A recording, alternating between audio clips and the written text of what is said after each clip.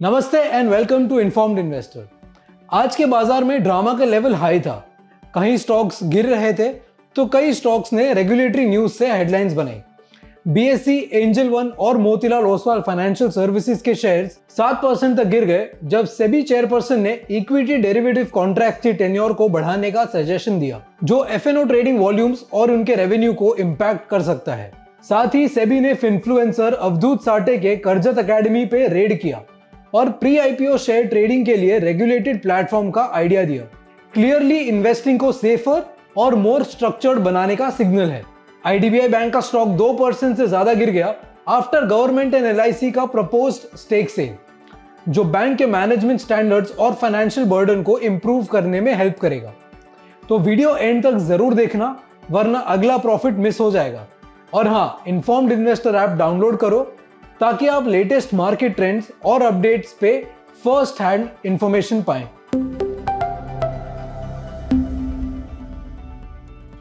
सेबी के चेयरमैन ने कल अनाउंस किया कि इक्विटी डेरिवेटिव कॉन्ट्रैक्ट का टेन्योर अब बढ़ाया जा सकता है। इस खबर का सीधा असर कैपिटल मार्केट्स के बड़े प्लेयर्स पर दिखा। बीएसई लिमिटेड, एंजल वन और मोतीलाल ओसवाल फाइनेंशियल सर्विसेज के शेयर्स कल 7% तक गिर गए। इन कंपनीज के लिए ऐसी रेगुलेटरी चेंजेस बहुत बड़ी बात होती है, क्योंकि इनकी कमाई का बड़ा हिस्सा फ्यूचर एंड ऑप्शंस या एफएनओ ट्रेडिंग से आता है। अगर सेबी स्पेक्युलेटिव ट्रेडिंग को कंट्रोल करने के लिए कदम उठाता है तो इसका मतलब है कि ट्रेडिंग वॉल्यूम्स कम हो सकते हैं, प्रॉफिटेबिलिटी पर प्रेशर आ सकता है। इंडिया का एफएनओ मार्केट बहुत तेजी से ग्रो हुआ है और आज कैपिटल मार्केट्स का सबसे बड़ा हिस्सा बन चुका है। एनएसई पर ऑप्शन ट्रेडिंग का शेयर 10 साल में 72% से बढ़कर 99% हो गया है। पिछले 5 सालों में डीमैट अकाउंट्स 4x बढ़कर 192 मिलियन तक पहुंच गए हैं एज पर मार्च 2025, जो रिटेल इन्वेस्टर्स के स्ट्रॉन्ग एंट्री को दिखाता है। इस ग्रोथ के पीछे कुछ बड़े वजह है। डिजिटल रेवोल्यूशन, डिस्काउंट ब्रोकर्स और सिंपल मोबाइल ऐप्स ने टियर 2 एंड टियर 3 सिटीज में ट्रेडिंग को पॉपुलर बना दिया है। सेविंग्स का फाइनेंशियलाइजेशन, घर के सेविंग्स अब ट्रेडिशनल एसेट से निकलकर इक्विटी मार्केट्स की तरफ जा रहे हैं। Role of discount brokers, low brokerage charges और क्विक अकाउंट ओपनिंग के साथ डिस्काउंट ब्रोकर्स ने रिटेल पार्टिसिपेशन को बूस्ट किया है। प्रोडक्ट इनोवेशन, वीकली ऑप्शंस और नए इंडाइसेस ने शॉर्ट टर्म ट्रेडिंग अपॉर्चुनिटीज ढूंढने वाले इन्वेस्टर्स को अट्रैक्ट किया है। सेबी लगातार स्टेप्स ले रहा है ताकि डेरिवेटिव मार्केट में एक्सेसिव स्पेकुलेशन कंट्रोल हो, क्योंकि रिपोर्ट्स के मुताबिक 90% रिटेल ट्रेडर्स एफएनओ में लॉस करते हैं। लेटेस्ट प्रपोजल है कि इक्विटी डेरिवेटिव कॉन्ट्रैक्ट्स का टेन्योर लंबा किया जाएगा, जिससे शॉर्ट टर्म स्पेकुलेटिव ट्रेडिंग कम हो और ट्रेडर्स लॉन्ग टर्म का व्यू रखें। इससे पहले भी सेबी ने नवंबर 2024 में कई बड़े चेंजेस किए थे। रैशनलाइजिंग वीकली एक्सपायरीज, अब एक्सचेंजेस सिर्फ एक बेंचमार्क इंडेक्स पर वीकली एक्सपायरी ऑफर कर सकते हैं। Increased lot sizes, contract size 2 या 3x इंक्रीज हुआ, जिससे छोटे रिटेल ट्रेडर्स का एंट्री बैरियर ऊपर चला गया। Rationalised expiry days, overlapping expiries avoid करने के लिए एक्सचेंजेस ने अपने एक्सपायरी डेज शिफ्ट किए, जैसे बीएसई ने सेंसेक्स की एक्सपायरी अब थर्सडे कर दी है। Tighter risk monitoring, intraday position checks और higher margin requirements near expiry enforce किए गए हैं टू कंट्रोल वोलेटिलिटी। इन रूल्स का मेन पर्पस है कि डेरिवेटिव्स अपने असली रोल हेजिंग और रिस्क मैनेजमेंट के लिए ही यूज हो, ना कि सिर्फ शॉर्ट टर्म स्पेकुलेशन के लिए। एंजल वन एक लीडिंग डिजिटल ब्रोकर है जिसका बड़ा हिस्सा ट्रेडिंग वॉल्यूम और रेवेन्यू एफएनओ सेगमेंट से आता है। कंपनी का क्लाइंट बेस ज्यादातर यंग और टेक सेवी ट्रेडर्स का है जो डेरिवेटिव ट्रेडिंग में एक्टिव है। नए सेबी रूल्स का डायरेक्ट इंपैक्ट एंजल वन के ट्रेडिंग वॉल्यूम्स पर हो सकता है। बड़े लॉट साइजेस और हायर मार्जिन रिक्वायरमेंट से रिटेल क्लाइंट्स की ट्रेडिंग फ्रीक्वेंसी कम हो सकती है, जिससे ब्रोकिंग रेवेन्यू ग्रोथ मॉडरेट हो सकता है। लेकिन कंपनी अपने रेवेन्यू को म्यूचुअल फंड्स, इंश्योरेंस और फाइनेंशियल प्रोडक्ट्स से डाइवर्सिफाई कर रही है, जो इस इंपैक्ट को कुछ हद तक बैलेंस कर सकता है। बीएसई ने मई 2023 में इक्विटी डेरिवेटिव सेगमेंट में वापस एंट्री ली और काफी एग्रेसिवली मार्केट शेयर ग्रैब किया। Q4 FY25 में ये 19% तक पहुंच गया। यह सेगमेंट अब बीएसई के रेवेन्यू और प्रॉफिटेबिलिटी ग्रोथ का एक इंपॉर्टेंट ड्राइवर बन गया है। लेकिन अब सेबी के रूल्स के अंडर वीकली एक्सपायरीज पे रिस्ट्रिक्शन और लॉट साइज इंक्रीज से हाई वॉल्यूम ग्रोथ थोड़ी स्लो हो सकती है। इसका सीधा इंपैक्ट बीएसई के ट्रांजैक्शन चार्जेस पे पड़ेगा, क्योंकि डेरिवेटिव्स में वॉल्यूम काफी ज्यादा होते हैं। लॉन्ग टर्म में ग्रोथ डिपेंड करेगा कि बीएसई कितना एफिशिएंटली ट्रेडर्स को अट्रैक्ट करता है और रिटेन कर पाता है एक स्ट्रिक्टर रेगुलेटरी एनवायरनमेंट में। मोतीलाल ओसवाल फाइनेंशियल सर्विसेज का स्ट्रॉन्ग प्रेजेंस है दोनों इंस्टीट्यूशनल और रिटेल ब्रोकिंग में।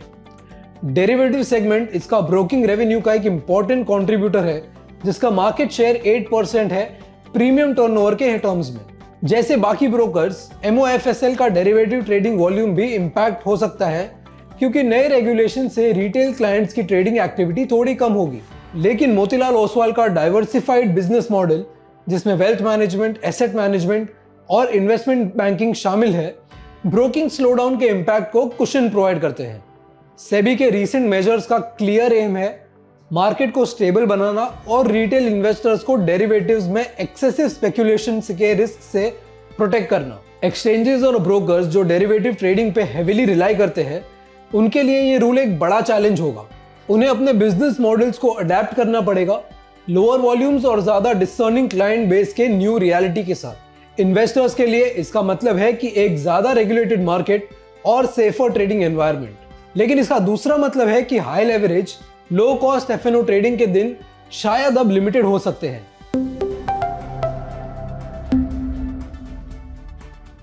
सेबी अब रिटेल इन्वेस्टर्स को प्रोटेक्ट करने में और एग्रेसिव हो गया है। पिछले 2 दिनों से रेगुलेटर ने ट्रेडिंग गुरु अवधूत साठे के करजत एकेडमी पे रेड किया, part of influencer crackdown.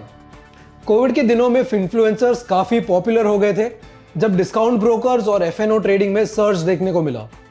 As the data shows, 90% plus retail traders derivatives में लॉस ही करते हैं। इसीलिए ये एक्शन सेबी के विजिलेंस को हाईलाइट करता है, ताकि इन्वेस्टर्स अनसॉलिसिटेड एडवाइस या मिसलीडिंग स्कीम्स का शिकार ना हो। एक और सिग्निफिकेंट डेवलपमेंट में सेबी चेयरपर्सन मिस्टर तुहिन कांता पांडे ने regulated platform for pre IPO shares trading का आइडिया दिया।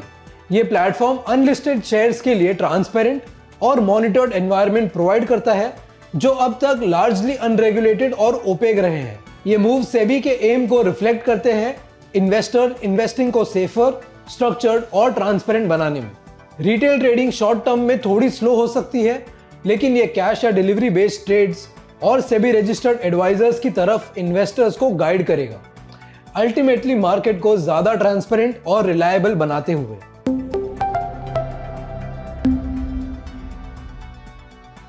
आईडीबीआई बैंक के शेयर्स में आज गिरावट देखने को मिली लेटेस्ट प्राइवेटाइजेशन अपडेट्स के बाद, जब डीआईपीएएम सेक्रेटरी अरुणीश चावला ने बोला कि क्वालिफाइड बिडर्स अपने ड्यू डिलिजेंस ऑलमोस्ट कंप्लीट कर रहे हैं, जो बैंक की स्ट्रैटेजिक सेल का एक इंपॉर्टेंट स्टेप है। उन्होंने ये भी कहा है कि सारी रिक्वायर्ड इंफॉर्मेशन स्टेक सेल के रिगार्डिंग शेयर कर दी गई है और प्रोसेस एक्सपेक्टेड है कि सितंबर तक खत्म हो जाएगा। आईडीबीआई बैंक एक फुल सर्विस यूनिवर्सल बैंक है, जो 1964 में industrial development bank of India के नाम से स्टार्ट हुआ था। 2004 में इसे कमर्शियल बैंक में कन्वर्ट किया गया और बाद में सब्सिडरीज जैसे IDBI home finance, IDBI guilds और यूनाइटेड वेस्टर्न बैंक के साथ मर्ज करके आईडीबीआई बैंक लिमिटेड बन गया। जनवरी 2019 में एलआईसी ने 21,624 करोड़ इन्वेस्ट करके अपना स्टेक 51% तक बढ़ा दिया था और मेजॉरिटी शेयर होल्डर बन गया। आज आईडीबीआई बैंक रिटेल, एमएसएमई और कॉर्पोरेट क्लाइंट्स को wide range of financial services provide करता है। बैंक के पास 2100 ब्रांचेस और 3300 प्लस एटीएम्स का स्ट्रॉन्ग नेटवर्क है और FY25 तक इसका balance sheet size 4.12 lakh crore का है। प्रपोज्ड डाइवेस्टमेंट प्लान में गवर्नमेंट ऑफ इंडिया और एलआईसी, जो मिलकर आईडीबीआई बैंक में 94% प्लस इक्विटी होल्ड करते हैं, अपना हिस्सा बेचने वाले हैं। इस प्लान के अंडर गवर्नमेंट अपना 30.48% स्टेक और एलआईसी अपना 30.24% स्टेक ऑफलोड करेगा। मतलब टोटल 60.72% का कंबाइंड डाइल्यूशन होगा। इस डील के साथ मैनेजमेंट कंट्रोल भी सक्सेसफुल बिडर को ट्रांसफर हो जाएगा। आईडीबीआई बैंक की प्राइवेटाइजेशन सरकार के 47,000 करोड़ डाइवेस्टमेंट और एसेट मोनेटाइजेशन टारगेट FY26 का एक इंपॉर्टेंट हिस्सा है। इस मूव का मेन एम है फिस्कल बर्डन को कम करना, नॉन डेट रेवेन्यू रेज करना और एफिशिएंसी इंप्रूव करना by shifting PSU to private management. ये डील एक टेस्ट केस भी मानी जा रही है, जिससे सरकार के ब्रॉडर प्राइवेटाइजेशन एजेंडा को मोमेंटम मिलेगा और आईडीबीआई बैंक प्राइवेट ओनरशिप में शिफ्ट होगा। मैनेजमेंट कंट्रोल के साथ नया प्रमोटर बेस्ट प्रैक्टिसेस इंप्लीमेंट करके एसेट क्वालिटी और प्रॉफिटेबिलिटी दोनों को स्ट्रेंथन कर पाएगा। कंपनी ने स्ट्रॉन्ग रिजल्ट्स डिक्लेयर किए, जिसमें net profit 17% year on year बढ़कर 2007 करोड़ हो गया है और ऑपरेटिंग प्रॉफिट 13% जंप करके 2354 करोड़ तक पहुंच गया। टोटल बिजनेस भी 8% ग्रो होके 5.09 लाख करोड़ तक गया, जिसमें डिपॉजिट 7% और एडवांसेस 9% तक बढ़े। एसेट क्वालिटी भी इंप्रूव हुई है। ग्रॉस एनपीए 2.93% पे आ गया और नेट एनपीए 0.21% तक गिर गया है। आरओए 2.01% रहा और कासा रेशियो 44.65% पर स्टेबल रहा। इन समरी, आईडीबीआई बैंक का स्टेक सेल उसकी ओनरशिप और मैनेजमेंट को प्राइवेट सेक्टर स्टैंडर्ड्स और स्ट्रैटेजीज की तरफ ले जाएगा। गवर्नमेंट के लिए एक इंपॉर्टेंट स्टेप है जो फाइनेंशियल बर्डन को कम करेगा और broader strategic investment goals achieve करने में मदद करेगा। That's it for today. This is Akshay Jain signing off. Thank you. Investments in securities market are subject to market risks. Read all the related documents carefully before investing.